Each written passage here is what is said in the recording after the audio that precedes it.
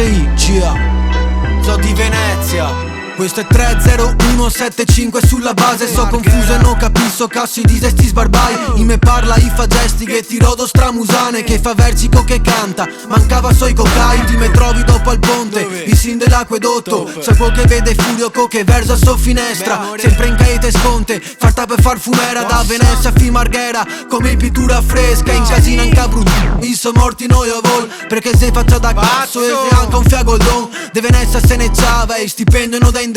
Con tutti i skate che il muove diria che mancaria. Se ti va sul sottopasso però ti te fa una spada. Questi ring che me sbuserò de diame bicicletta. A mestre ne governa droga e mafia nigeriana. E a Venezia se domanda perché sei qua terra ferma. E in Italia siamo i primi sopra morti d'eroina. Che mancava solo un'altra fabbrica fusina. Me domando perché non gave ascolta scardi. Buttemo su e fabbriche, coltiviamo i campi. In Italia siamo i primi sopra morti d'eroina. Che mancava solo un'altra fabbrica fusina. Me domando perché non gave ascolta scardi. Buttemo su e fabbriche, coltiviamo i campi. E Venezia, i me domanda se affonda Marghera. I me domanda se brusa, mestre.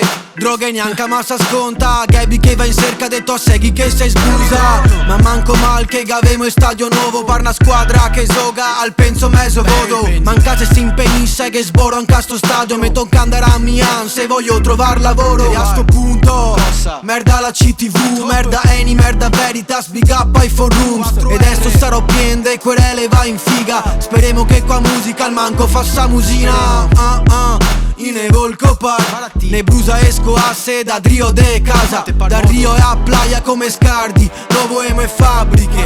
Ma panno c'è marijuana. In Italia siamo i primi sopra morti d'eroina. Che mancava solo un'altra fabbrica fusina. Me domando perché non gave ascolta scardi. Buttemo su e fabbriche, coltiviamo i campi. In Italia siamo i primi sopra morti d'eroina. Che mancava solo un'altra fabbrica fusina. Me domando perché non gave ascolta scardi. Buttemo su e fabbriche, coltiviamo i campi.